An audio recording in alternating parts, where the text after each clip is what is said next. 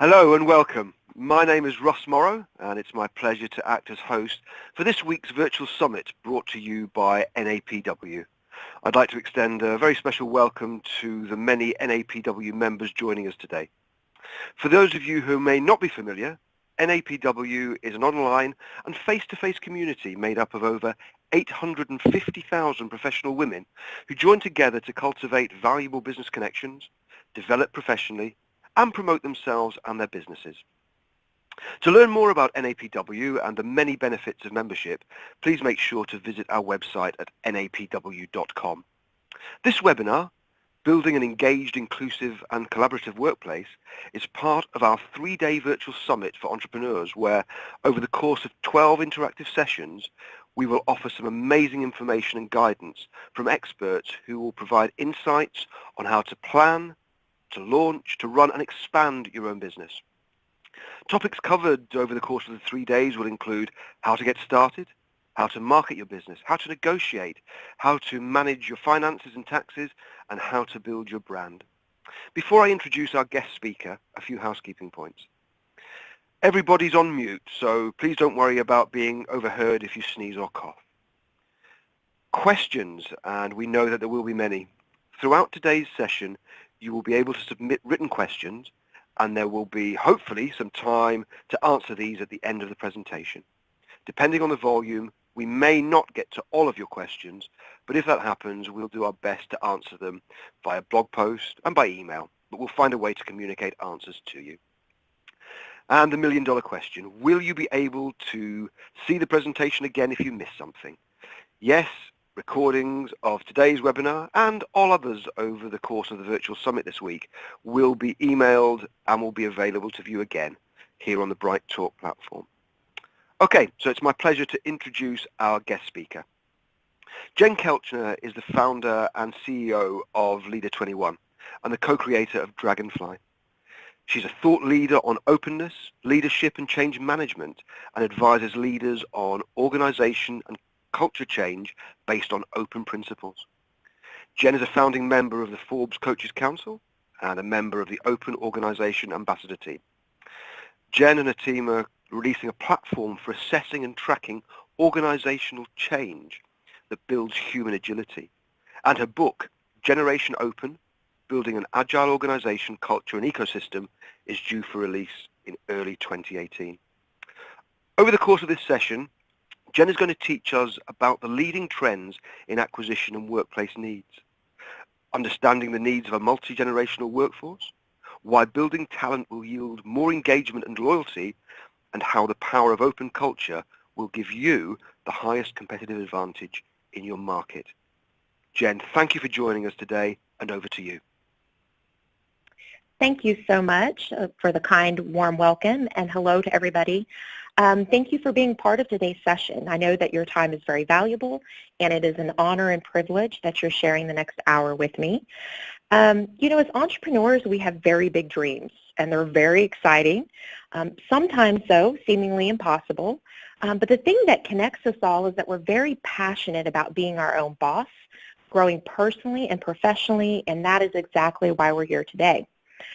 So doing our own thing, being our own bosses, building our own businesses, 90% of that stuff are things that we don't enjoy. It often requires actually having to get into the weeds with details in order to build a sound structure for our businesses. And then we have to curate the right teams that can support us in seeing our dreams come to fruition and helping us scale and grow our businesses so that we as leaders and business owners then have the capacity to begin serving others while we're solving problems for our clients. I left the corporate world 7 years ago to start my own thing, and I had absolutely no idea what I was doing or where I was going. And it's kind of like I just jumped into the deep end of the pool with a leg cramp and no flotation devices.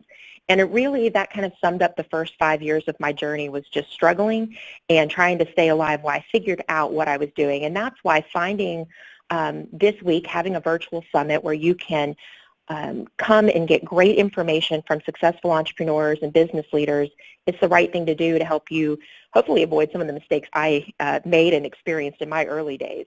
So I want to get started with our session and talk a little bit about what it's going to take for you to lead and to grow an open culture so that you can sustain growing and scaling your business in the 21st century. I love this quote by Eleanor Roosevelt: to handle yourself, use your head, but to handle others, use your heart.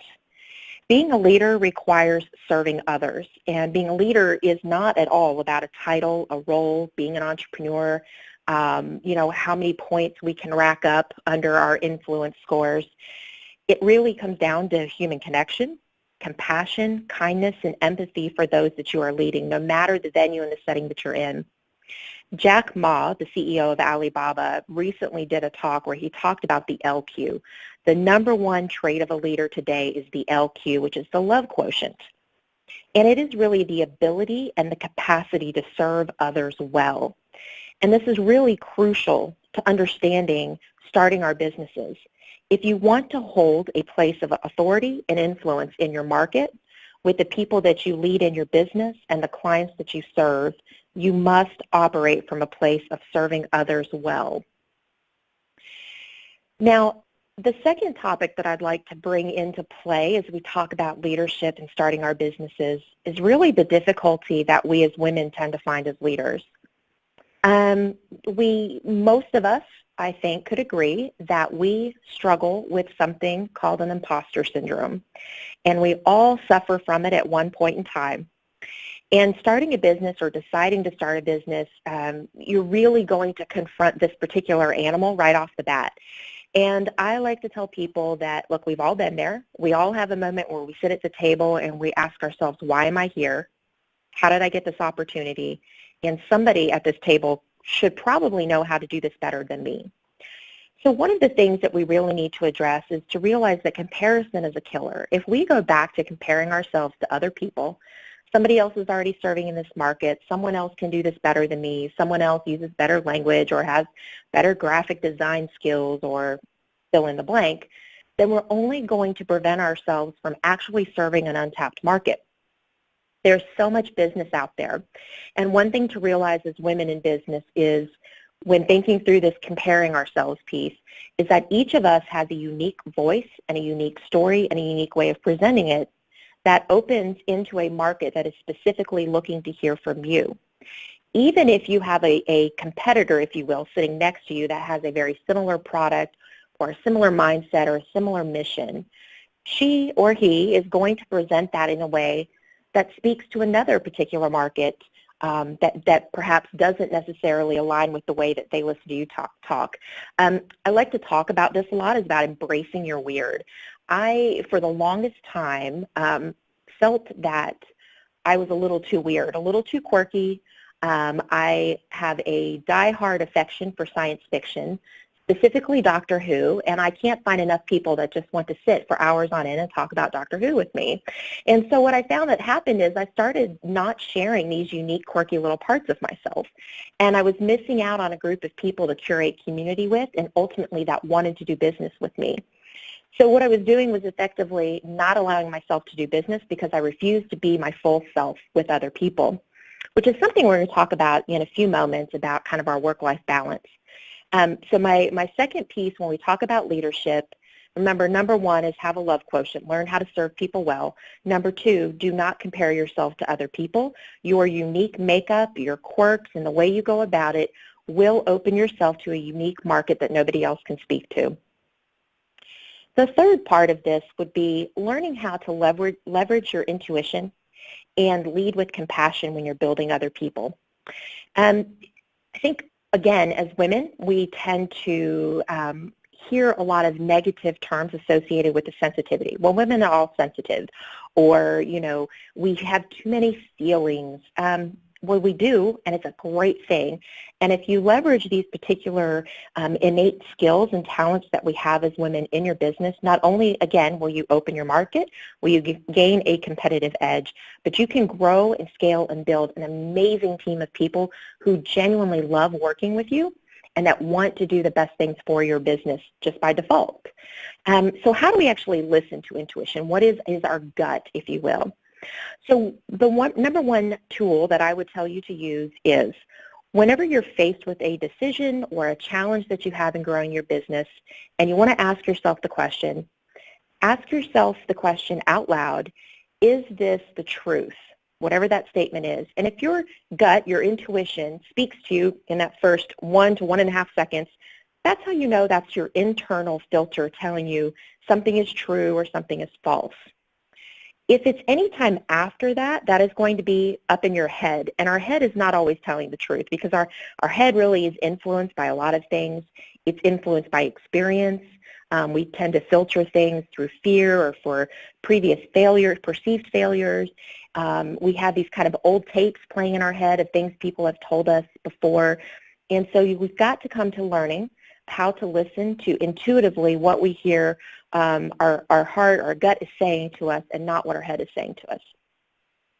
But as we do that in growing and leading the people around us, leading with compassion will again give you that competitive advantage that you want to have in your business, in your marketplace, and ultimately growing the team that you have around you.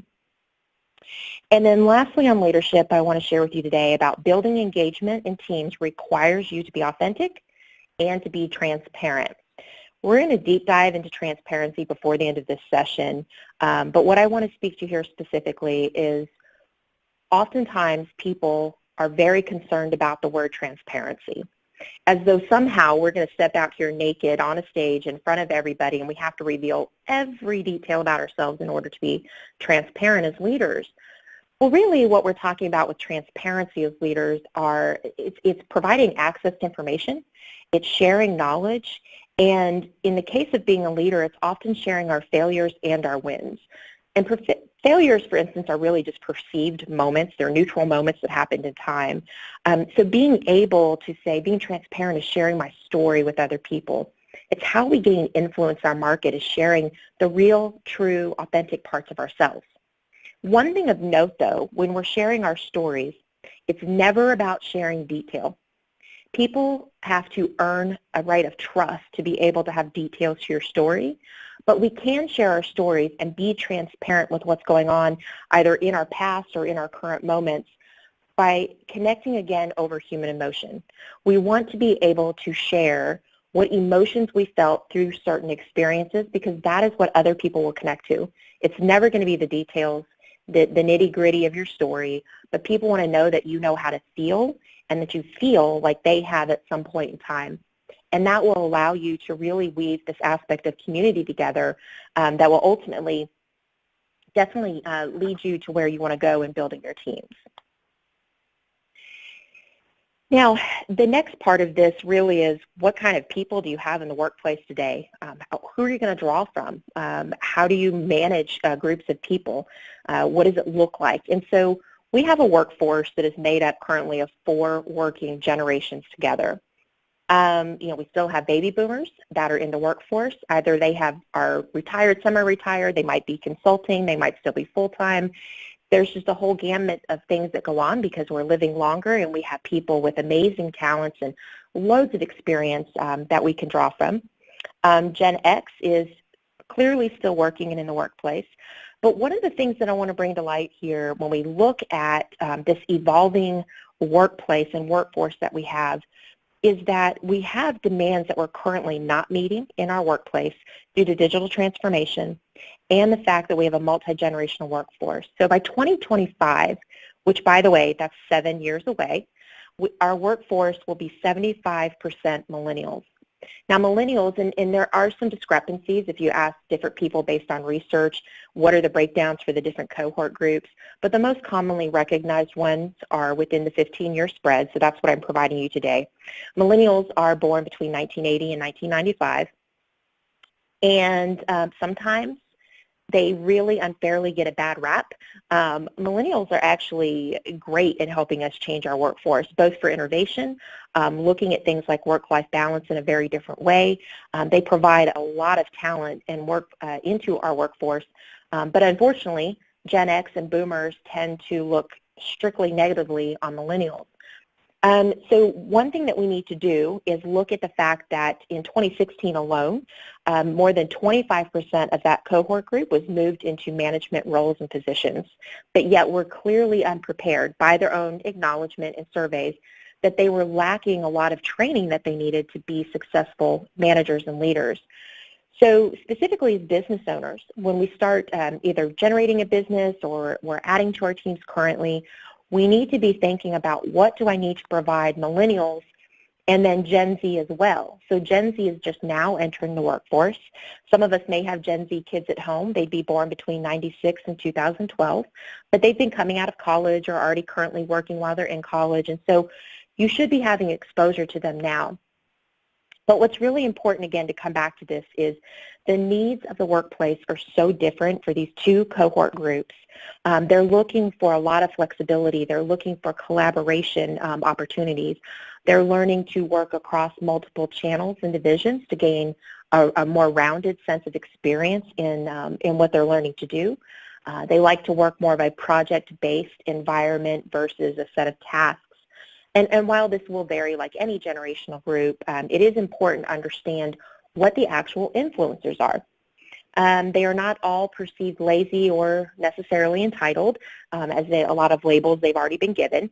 But if you actually dig in and find out why they're asking for what they're asking for in the workplace, like why their set of expectations are the way they are, it's much easier to realize and understand this.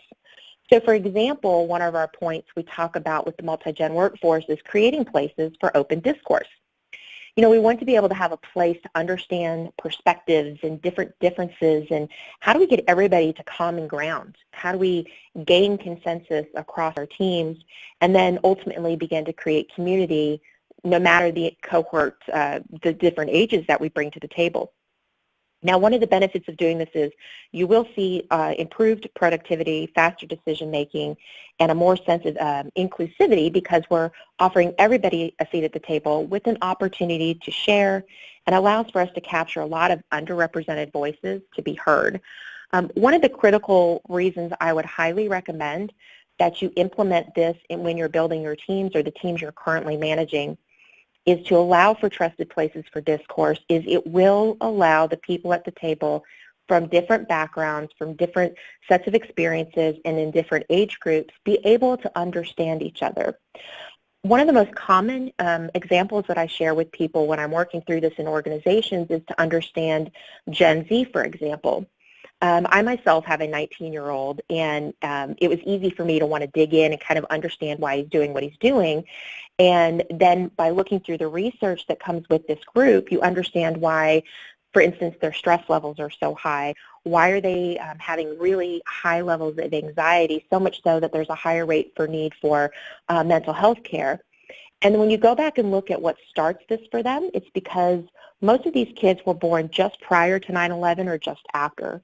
So they've grown up in a 9/11 world. They've grown up in a world where the threat of terrorism is a real thing on a day-to-day basis. If they want to go enjoy a concert or a sporting game, they're going to have to go through a series of security checks.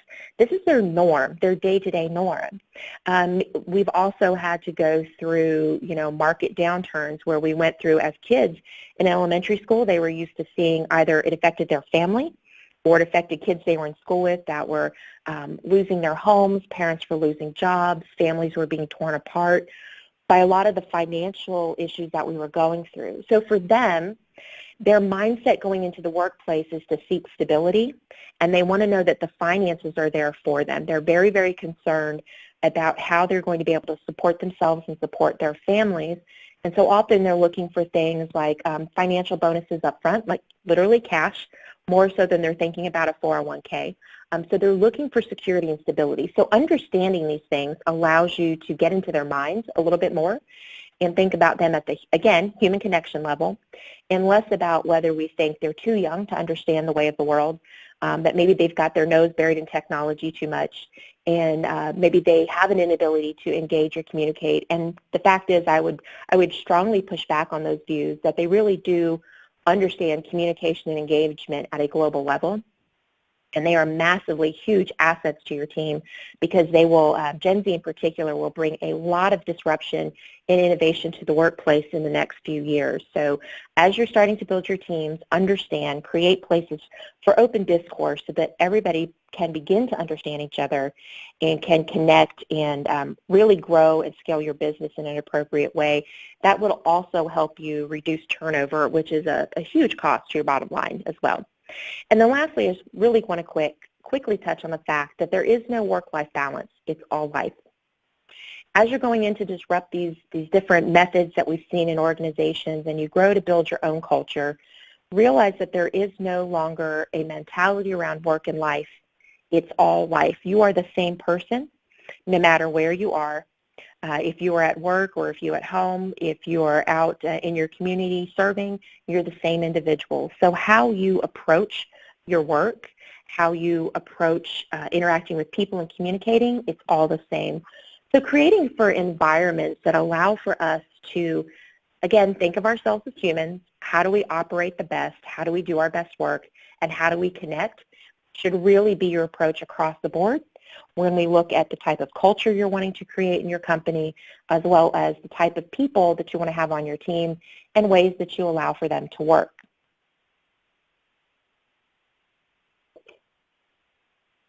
So let's talk a little bit about some of the leading trends in both that we see in both the workplace and in terms of acquisition. I worked with some top acquisition people actually out of Slalom Consulting in helping me curate this list, and we were talking about trends that we've been seeing, and not necessarily technology trends, but trends that have been happening in talent acquisition with people that are really looking to think about how do we do this in the 21st century? How do we create a very sustainable foundation for our business to grow on and ultimately give us the ability to scale? You know, startups in general, businesses that are new in general have an extremely high failure rate, and often it's because we miss a few of the key pieces around foundational needs for starting, for foundational needs to grow from. And then that third piece really is around scaling. And so this is where this information will be helpful for you in understanding what you really need right now. So building, not buying talent. This is really looking at, do I go after the top A-list player to put on my team? Or do I look at curating a team of people that have so much potential, that are already great players, but maybe they haven't accelerated their career so high to the top that it's going to be really expensive to quote-unquote buy them? Or do I want to find people that I can grow and build with, that have all of the right components that understand the heart of my business, they understand the heart of the vision and the mission that I have, and, you know, they're going to gel well with you personally, but that you can continue to curate and provide the right types of personal and professional development for that individual, because we're looking more, can we build careers with people? If we're going to start reducing costs of turnover, when people are leaving their positions every 18 to 24 months, max is going to be 3 years anymore. But if I can do that and I want to develop more of the sense of loyalty, what is the type of innate talent that I look for in people that I can just provide a little additional skill to? So that is one of the current acquisition trends. The next one is looking for diversity of thought and backgrounds. This really speaks more to inclusivity, and we've been very focused on diversity for a long time, but understanding that inclusivity has to come before diversity. And so when we open that door, we start seeing, what does diversity really look like now? Diversity in terms of thought, experience, background.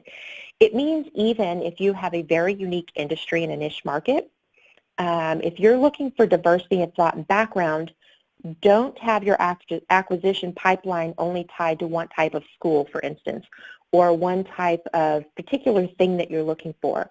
Look for people that bring that set of skills to you from other backgrounds and other places. You need additional perspectives and additional points of view in order to have a really healthy team that's going to work well together.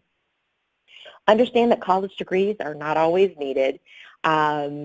I get a little bit of pushback with this from certain groups, but most people clearly understand that today, especially as entrepreneurs, A college degree is not always needed, nor is it necessarily needed for the people that you're going to be adding to your teams. I'm a perfect example of this. Not many people know this about me, but I actually did not go to college. I worked my way early on in my career in multiple series of positions going into different industries, starting at the bottom and working my way up. And whenever I would get to a supervisory or a manager level, I'd switch and go find somewhere else to do it so I could continue to grow and scale and build the tools that I needed in my toolbox so that I could go out and do what I really wanted to do, which is where I'm at today. So with a lot of hard work, people that self-educate, that are in a constant state of learning and development are often amazing resources for you to acquire because they bring so much grit to your team, a lot of perseverance, a lot of, again, that constant state of learning, which rubs off on everybody else around you. So look for those innate talents and skills that people bring. Don't always qualify people on whether they have the paper to come with it. Coaching people you don't hire. This is highly recommended if, again, you're looking to build relationships for people that you want to bring in potentially down the road. But if you've gone through a series of interviews with someone and you feel like they're really, really close, but maybe right now is not the right time for them to join your team, or perhaps you have a role that they're just not suited for, but you want to keep that open, you can coach back to people by letting them know why you're choosing to not hire them. And it's really simple. There's kind of a law of reciprocity that's happening here. It's saying, hey, we feel like this has been a great series of interviews. Unfortunately, right now, this is not the right fit. But what we would recommend is this would be one area that you could work on that would really help. And if you work on that, then come back to us, and we'll be able to potentially look at this relationship going further. And that's something that a lot of top-tier consulting firms and other top industries are doing right now, are working to coach people that even they don't bring in, because they know it fosters goodwill out there in the whole environment universe and the ecosystem, and eventually those folks may come back to you. You want to have done right by them and right by the people that you put on your team eventually. Now, in the workplace, some of the trends that we're looking for really are around focusing on internal coaching versus mentorship. And the difference here is that coaching someone, you're providing them tools, you're providing them action steps, and you're providing them advice, where that's really something they're going to grow and develop with, and in turn be able to give that to someone else. Whereas mentorship is really sitting down and saying, as a senior person, this is what I did. This was my story, and this is the situation. But unfortunately, that individual is not really leaving with a clear set of tools.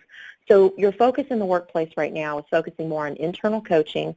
Get your people and your managers and your supervisors and your team leads understanding what coaching really is.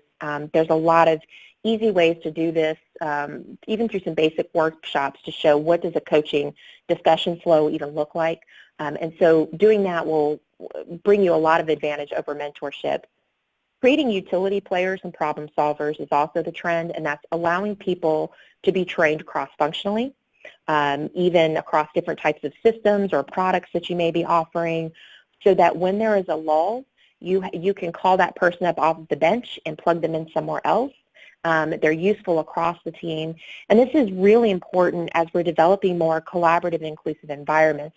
So when we're solving a problem for a client, we can pull in a variety of people that make sure that we have, we're really giving the best to our clients. And that allows people to grow, to expand their own horizons, and to contribute and ultimately sharpen their skills at the same time. It's really a win-win both for internal and external for the clients when we're talking about solving problems. Again, workplace trend is creating places for open discourse and real-time feedback. Remember, real-time feedback is the reason that we're getting away from mid-year and year-end evaluations, because people need feedback in real time. And even if it's just at the end of a project, does not necessarily mean at the end of every week, although some companies are doing real-time feedback loops weekly. But even at the end of a project, to go back through and talk about what went well, what needs to be worked on, what didn't work. We live in an environment where we are taking in information every second of the day. If you're like me, I've got an iPhone in my hand 24/7 practically. The only time it's not in my hand is when I'm asleep. And so we consume immense amounts of media and information. And so with that expectation, it changes how we have access to information knowledge, including feedback on how we're doing and what we can improve on. Leveraging open principles is currently the #1 way to get a competitive edge in the workplace. I'll share that with you next. Doing the right thing. This seems like a no-brainer, common sense, but integrity is key. Working with a multi-gen workforce, this is crucial because there's such a lack of trust with authority, given a lot of things that we see go on in the media, and rightfully so. So as a leader and in your business, lead with integrity and do the right thing. Be authentic and transparent, like we talked about before. Providing additional talent development will be crucial, and building wide roads. This is one of my favorite things, and it's what we're doing at our company right now. I tell all of my people on my team we have to operate from a place of thinking in the future. So use future self in making your decisions today. How are we going to approach things? Let's build wide roads. What do we see with our vision?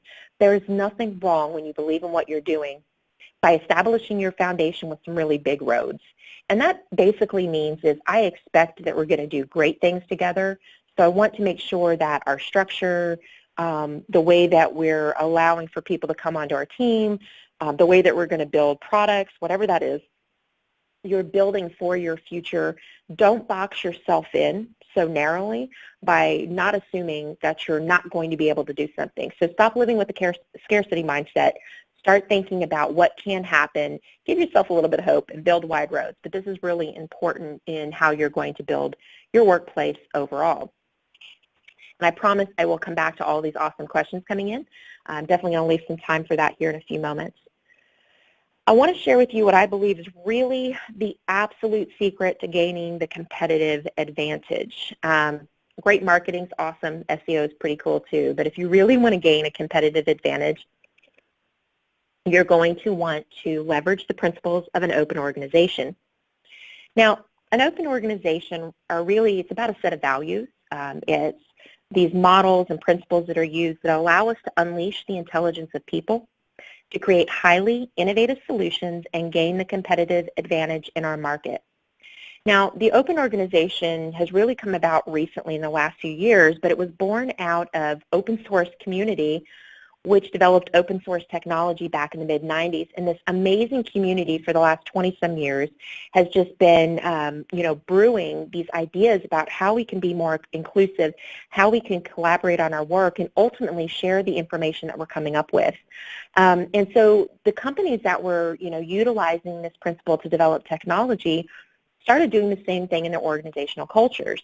They just didn't realize they were really doing it. So in the last few years, they've been talking about, hey, what is this thing? What are these values that we're doing? And how can we make this, really start taking this out en masse? And so this collaborative community-driven thing is now showing itself in a few different ways. The beautiful thing about open organization models is that they're different. They can be custom to what you want them to be, but everybody has a different leadership model. Some still operate with hierarchies, some are more distributed models, and some are very flat. Some of them have different governance, which means how they do their work and how decisions are made. The majority of them tend to be meritocratic, which means more or less best idea wins, but it's about sourcing information from all of your people, including all the underrepresented voices, to make sure that you're capturing all the necessary information before making decisions or for voting on something, for instance. So meritocratic environments are really important to how open organizations work. And this set of principles that operate at the core allow them to operate, to use them to guide them in their organizations and through their ecosystems. And this is where my actual work stems from. And I serve alongside this community as an ambassador to help others understand how powerful these values combined together are for leadership, for the workplace, and for the whole of your organization, and how that translates into you as an individual and being able to change your environment and the world around you. So let's take a look at some of these principles. Now, all of these principles are great on their own, but together they're amazing, and that's where the secret comes in. The principles in and of themselves are really interdependent on each other. So let's just walk through them real briefly. Adaptability. Adaptability is the ability for your business and subsequently your people to be able to respond, to be flexible, and to change with your market needs whenever you need that to happen. Transparency is really about knowledge sharing. It's about access to information. It's about removing barriers that we have across our channels for them to be able to speak with each other, having a knowledge commons where you maybe have a repository of your best practices, where you have all of the templates that you're, for example, even being used across your organization. It's having everything that you need at your people's fingertips and not preventing or not creating barriers that prevent them to have access to what they need to do their job. That doesn't mean that if you're in a particular industry that is heavily regulated, I think legal and healthcare are two that come to mind very quickly. It does not mean that you're necessarily sharing those items, being transparent with the external world. It doesn't mean that you're violating any of your regulations that you have to adhere to. But at the base level, we're talking about if you've got people on your team that need to do a job, make information accessible to them. Do not block it off, and create communication channels that go across every division and vertical that you have, which would then lead to collaboration. Collaboration is such a beautiful way to do work, to sit down and work with a lot of people to come up with what are the different perspectives, what do we not see. I like to call collaboration the gateway drug to open, because if you're not sure how to start using open principles, get a bunch of people around a table to start collaborating, and you'll start seeing the power of how this moves, how inclusivity really works, how that diversity of thought comes into play, and how powerful it is to becoming more innovative and gaining that competitive edge. And remember that inclusivity has to come before diversity. We cannot continue to talk about diversity the way we've previously talked about it in the business world without first becoming inclusive. I'm a big believer that everybody has a seat at the table, but often people don't know what their value is in that, so we've got to get people there to that understanding so that they can actually do amazing work for us and with us, and as we partner to solve problems for our clients. That next open principle is about being community-driven. Now, being community-driven is really fostering it internally, but it's also fostering it externally with our clients. Doing community is really about doing life together. It's about fellowshipping, if you will, on the things that we all kind of geek out on. So we can even do this in business, right? I recently saw how beautiful this was. I spoke a number of weeks ago at a conference called All Things Open, and it was a technology conference. And it was the first time I saw this open source community come together. And it was such a rich, diverse group of people. I mean, literally every type of person I could ever think of on the planet was represented there in some fashion. Except for women, there is a bit of a disparity in technology world, but we'll work on that. But it was just this beautiful thing to see how people really thoroughly enjoyed geeking out, if you will. They had their own, fangirl, fanboy moments on what was going on because they connected over something. There was a set of values and a set of ideas that excited them, and they came together to experience that together. We can do that in our workplaces, and we can do that by connecting with our clients as well, to provide that type of environment. It's where people want to be. We were designed and hardwired for community, and so we've got to start putting it back in our workplace and ultimately how we work with clients as well. And then lastly, and certainly not least, this is an extremely powerful principle, but assuming positive intent. It's really about extending trust to people that we interact with. It's hugely important to teach this to people that will be on your team, as well as how you work and operate with other people. But if we stop going into meetings and discussions and phone calls assuming that everything is going to be bad, or that someone has some sort of negative intent that they're trying to bring to the table, that they're out to get you, they're out to derail your career, they're out to sabotage a sale, whatever it is. But if we start entering and saying, hey, we're on the same team here, I'm going to assume that we're working towards the same goal until proven otherwise. And so I'm going to enter my conversations by extending my trust to you that we're on the same team and we must clearly be here for the same reason. So let's just work through this communication breakdown we're having. This is the thing. We're not all going to like each other 24/7, even if we enjoy working with each other on the same team. So if we go into this understanding that, put all of that aside, we're all on the same team, we're working towards a common goal, towards a common end. So let's start assuming positive intent and extending trust in those conversations, and it will radically alter the way you do life in business. I can assure you this. In fact, this past weekend, I stopped in the Apple store and I was having a conversation with one of the girls there, and she was telling me how cool it had been for her being in an environment like Apple. And the number one thing she took away from her training was assuming positive intent.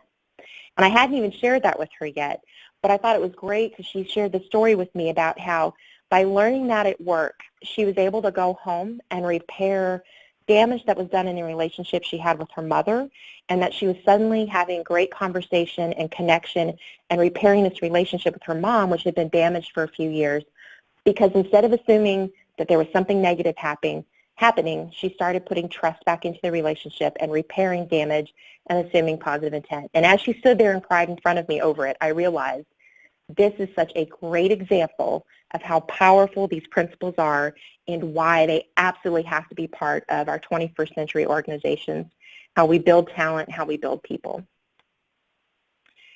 So the last thing I want to share with you is a little bit about the specialized work that we do on how to build agile people. So what we hear the most frequently from people and from organizations and business leaders are, you know, we live in an environment where we rely on agile technology. Our business, everything's evolving quickly. If I'm doing contingency or strategy planning anymore, you know, we don't do it past a couple of months because there's no point. Something will have changed beyond those the 3 to 5, 6 months I'm looking at. So the question then comes back, how do we develop agile people? How do we become agile leaders? How do we develop agile people? Well, really the thing is that change is a very personal thing, and we've always been approaching change in business from a process standpoint. And we look at models like a Six Sigma and other sorts of change management processes and theories and methodologies, and they address the mechanics, the logistics, the processes of things. They don't address people. And change is extremely personal. In fact, how we respond to information and change, we do this on 4 different dimensions. We process information and change on details, and that's the first dimension. And so what we're looking at is how do we analyze or how do we intuit information in details. The second dimension is about emotion, and that's where we're looking to what extent do I need room to grieve and or, to the other side of the spectrum, my freedom to hope. The third dimension we look at is risk, and we process that by understanding at what level do I need to seek stability and or how am I drawn to challenges. And then that fourth dimension we're processing on is the unknown, which is I need to either seek safety or I'm pursuing discovery. Now, what we've actually been able to do with our platform, Dragonfli, is determine how people process that. And this is the coolest thing we started seeing that I want you to know. When people understand how they respond to those different dimensions and information, not only do they then understand what their positive contribution value is back to your team, but you as a leader know where to position that individual when you're initiating a project initiative. So are they somebody that's driving change, or are they sustaining change for you? And here's why it's important. If people are going to become adaptable and agile, they have to know what they're working with. They have to know who they are. They have to understand what their strengths and their skills are. And then they have to understand what their contribution value is in times of change. What does that look like? So if you've helped your people identify, are they drivers or sustainers in change, then you know if you've got drivers, you want them in charge of creating solutions and developing strategy and setting the vision to be cast and creating the innovative product and programs. If you have people that are more on the sustaining side of change, which normally we'd look at those folks kind of with the negative. We'd say, well, they're very drawn to legacy and they don't want to let go of things. But the fact is they actually have an amazing contribution value as sustainers of change. We can then position those people on our teams to help do things like curate community, do follow-up, and help really build stability around whatever it is we're putting in place. Because the problem, and I'm sure you've all experienced this before, especially as entrepreneurs, we tend to be drivers and innovators of change. So when we've come into our creative flow and we've designed something and we feel like it's amazing and it's awesome and we released it out into the universe and we're so excited, and then the next day we're kind of like, okay, that was cool, so what's next, right? Like the next thing we want to do is go, okay, well, what's the next big idea? What do I do to get my creative juices flowing now? But that's a problem, and that's often why we fail at our new businesses and new initiatives, because we have not provided a way to sustain. We have to have people on our team that are detail-oriented, that are seeking stability, that allow us to grieve when there are things that happen, some sort of change. We have to be able to process those emotions, right? And so it's really important for us to have both sides of the spectrum when we're building our teams, especially in a startup type environment as entrepreneurs. Balance yourself with a founder or a core group of people that, if you're a strong innovator, a strong strategy person and vision setting person, make sure you balance yourself with people from the other side of the spectrum that are going to help you mitigate risk and have attention to detail and make sure that you're actually going to be able to sustain and scale this thing that you're doing. Super, super important. The next thing real quick is that we want to be able to unleash people's intelligence by bringing them into open environments. So leveraging those principles we just talked about, giving people the personal insight into what their contribution value is, and providing these workplaces where people love coming to.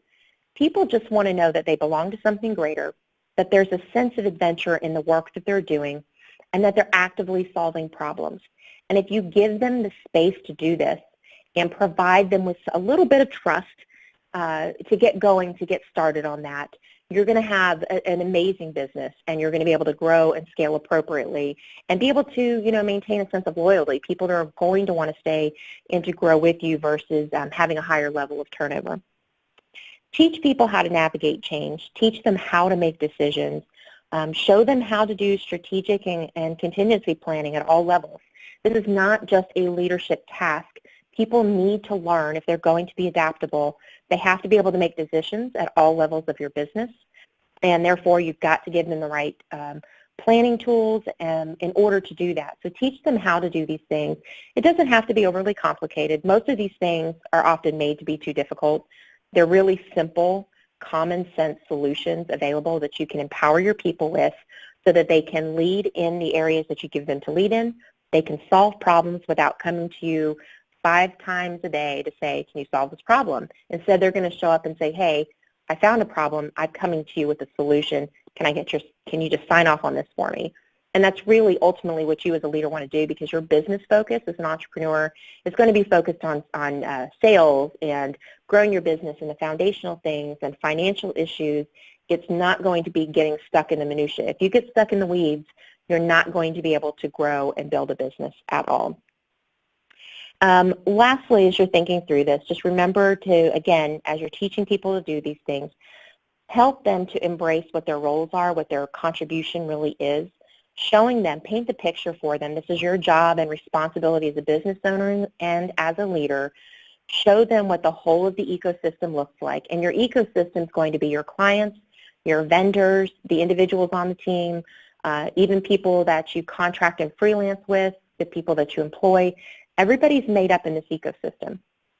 Everybody's interconnected. Everybody crosses paths with one to the other. So one decision in one place will affect everybody that's connected.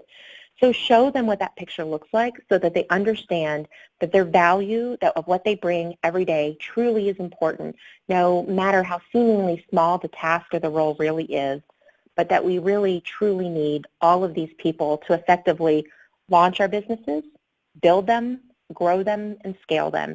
And in order to maintain that competitive edge as we move forward, these are all extremely crucial insight pieces that you need for developing a 21st century business.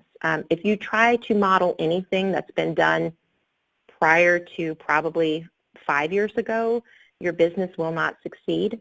So find the people that you need as advisors that are doing radical things right now that are being disrupted, and follow those people, because disruption is the only way that you'll be able to survive as we move forward. We are in a maker and a freelance society, and that should not be ignored. And so, being able to think through, how do I disrupt different ways of doing this, and how do I not model? You can take advice from amazing leaders from the past. There's a lot of wisdom to draw from. But if you want to look at what you need to do to succeed for starting your business now and growing forward, find the people that are being the most disruptive, watch what they're doing, and ask questions of people like that that can advise you. And I know that you will be super successful. So sorry, I was talking really fast. I want to kind of move into some questions for you because it looks like we have some amazing questions here that have been over in our queue. So let's just start with one here. Can I, as a Gen X, ever really understand how to manage and coach Gen Z? Absolutely, because I figured out how to parent them. I know that you can figure out how to manage them. So Gen Z is going to be really interesting. I think that with that particular group, you've got to look at a few things. They're digital natives. They've grown up with smartphones in their hands and tablets in their hands. So their need for real-time information is crucial. So being able to provide access to that. From a management standpoint as well, understanding what's making them tick, that need for monitoring and measuring their anxiety issues towards stability and, again, being able to access information is going to be crucial. Also, as a manager, it's very important with this particular group to be extremely transparent and trustworthy. This group does not trust people in government and authority at all. I think it's probably an extremely small percentage that actually do. So because of that, what they're looking for is they're looking for older adults to step up and be transparent, to be real. I don't know if any of you have had children, have either, whether it doesn't matter how old they are, if they're able to talk, you know, even if they're nieces and nephews, you know how honest kids are. Kids do not hold back, and so they will tell you what they need, and conversely, that's all they're expecting back. They just want you to be real. They want you to shoot them straight. They want you to tell them exactly what it is, and they don't need to be handled like children. While they're still maturing and there's going to be some behaviors from time to time that have to be coached in terms of, you know, professionalism and things like that, they have a really deep desire to earn their place at the table. They want to work hard. They want to show you that they can do a lot of things, but treating them like kids or quote-unquote young adults will not fly. Most of these kids have endured and experienced more than most of us did up until the age of about 30 or 35. And so because of that, there is a deep maturity, a deep understanding about the way global markets work and global communication works. So leverage those aspects when you're managing them. Find all the good things you can draw off of them. And I think you'll find that they're going to be an extremely neat, just a super cool population to work with and going forward. So I think that they're not as difficult to manage as we might think that they are. Let's see. Let's look at this next one. What do I do as a consultant who took a position helping, I think that's supposed to be a nonprofit, and they try to override some of my decisions and recommendations due to a staff member who feels inferior and fights every action? Ooh, nonprofit or for-profit, this is probably something we've all had to face, working with people that, you know, are dealing with some insecurities. You know, it's an interesting position as a consultant because, you know, we're being paid to come in and do a specific job. And I think part of our job, we kind of have a really tight set of boundaries often as consultants. On one hand, we're kind of given freedom to deal with the people problems that internally they can't either deal with or don't want to deal with. And it's kind of like, as consultants, we can kind of be scapegoats, right? We can say, well, they're the people that told you, so that didn't come from us. So I think they leverage us. So there's a little bit of wiggle room in how we address people issues. And then we also have these tight boundaries. It's not necessarily our place to fix all their people problems. So I would say, and how do you do this? You've got to come back to whoever is the person in charge that you contracted with. If you're working with a C-suite level or even a director or a VP level that's kind of your sponsor for the project, working with them. But my biggest recommendation, whether you're a consultant or you're internally dealing with this, I would recommend that you never approach it as this person did this type of conversation. It's always approach our conversations when we're working to overcome these situations as I. So we start our conversations with, I'm experiencing blank. I'm experiencing a roadblock right now with a particular member on our team, and we're really starting to have a slowdown in getting either consensus or decisions being made, and we're struggling to get our project implemented on time. Do you have any advice with this particular person? And so it's never about this blame game. It's just saying, I personally and having an experience that we're trying to work through and overcoming. The other recommendation, working with people that are struggling with insecurities that are very easy to recognize, like in this question that's been posed, is in that human connection space, just realize that you don't have to get in a particular boat with this person to figure out why they're feeling insecure and why they're fighting back, but acknowledging the fact that clearly they feel like somehow, as a consultant coming in, they might lose their job. They're at a risk for being exposed for something, an exposed feeling for perhaps I'm not offering enough, I'm not doing a good enough job, or my contribution's too low, and this consultant coming in is going to either replace me, or they're going to make a recommendation that I lose my position, or they're going to come up with a better idea that I had. So approaching it from that human connection as well, so that you can maybe even step away and have a coffee with this particular person and just, reaffirm them in a way that, I really want to be able to work, and I value your opinion. I need your opinion and consensus as part of this collaborative effort, but I'm not here to take something from you, and I really strongly just need you to make this happen. And so often we, again, come back from a human connection standpoint. We're able to solve a lot of that problem internally without having to take it back up the scale, which we'd like to avoid, not going back up the ladder to say that we're having an issue with somebody on a team. If that did not fully answer your question, if you want to repose it, we can make sure that we follow up on that a little bit more later as well. Okay, I think we've got a few minutes left. I'm going to try and do one more. Let's see. Oh my gosh, you guys have so many great questions. I would love to follow up on these posts as well. Are we likely to see members of Generation Z stay with one company for any period of time, or do we think they'll move from job to job as soon as they get bored? Well, don't let them get bored. If we're letting people get bored, we're not doing our jobs as leaders and in how we're approaching our work, first of all. But to your question, they are projected right now to stay slightly longer than millennials. Millennials, I think, are staying on average about 18 to 24 months, and Gen Z are projected to stay probably closer to 3-4 years before they want to move to the next place. So not always a bad thing, but when we're talking about that turnover rate that we're experiencing, Gen Z's difference is they want to do more of what they call tours of duty with their work. So finding ways to apply them in project. If you think of the mindset of I'm going to create projects for them to do and be a part of collaboratively versus a set of tasks, you'll keep them engaged and you'll keep them producing at a higher rate, so that productivity number will shoot through the roof with them and they will not get bored. Boredom's going to come from when they feel like they've grown as much as they can grow with you, or that you're not providing them enough to do and in ways that actually are piquing their curiosity. So give them a sense of adventure, speak to their curiosity, and they'll definitely be more loyal, and you'll have less turnover in that. Okay, last one real quick. Is it down to me as a business owner or manager to be flexible in how I manage employees of different ages? And is it realistic to be able to do this in a small business?